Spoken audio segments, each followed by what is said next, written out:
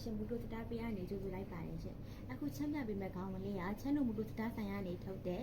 ချီဝေဖာသားခေါင်းဝင်လေးဖြစ်ပါတယ်ရှင်ဒီခေါင်းဝင်လေးကချီဝေဖာသားဆိုတဲ့အတိုင်းအသားလေးအေးဆက်ပြီးတော့ဝိရဝတ်ထားမှမပြောင်းနူးညံ့ပြီးတော့အခုလာမဲ့နေရာတည်းတင့်တော်တဲ့ခေါင်းလေးတစ်ထည်ဖြစ်ပါတယ်ရှင်ဒီခေါင်းဝင်လေးကိုအသက်4နှစ်ကစပြီးတော့ချမ်းတို့အရွယ်ရင်ဆိုင်40နှစ်ထိဝယ်လို့ရတဲ့ site လေးတွေ site မျိုးစုံထုတ်ပေးထားပါတယ်ရှင်ဆိုင်မျိုးစားပေါ်မူတည်ပြီးဈေးနှုန်းလေးတွေကွဲသားပါရဲ့ရှင့်။ခေါင်းဝင်လေးကိုတစ်ထည်8500နေစပြီးတော့15500အထိရှိပါရဲ့ရှင့်။ဒီခေါင်းဝင်လေးကတော့အနီရောင်လေးဖြစ်ပါရဲ့ရှင့်။ချမ်းတို့ဆိုင်ရာထုတ်တဲ့ခေါင်းဝင်လေးဖြစ်တဲ့အတွက်ချိုးချိုသားအတွက်အထူးအောင်မခံပါရဲ့ရှင့်။ဒီခေါင်းဝင်လေးကဒီနားလေးမှာလက်နားလေးမှာလက်အတုလေးလုပ်ပေးထားပါရဲ့ရှင့်။နောက်မှာ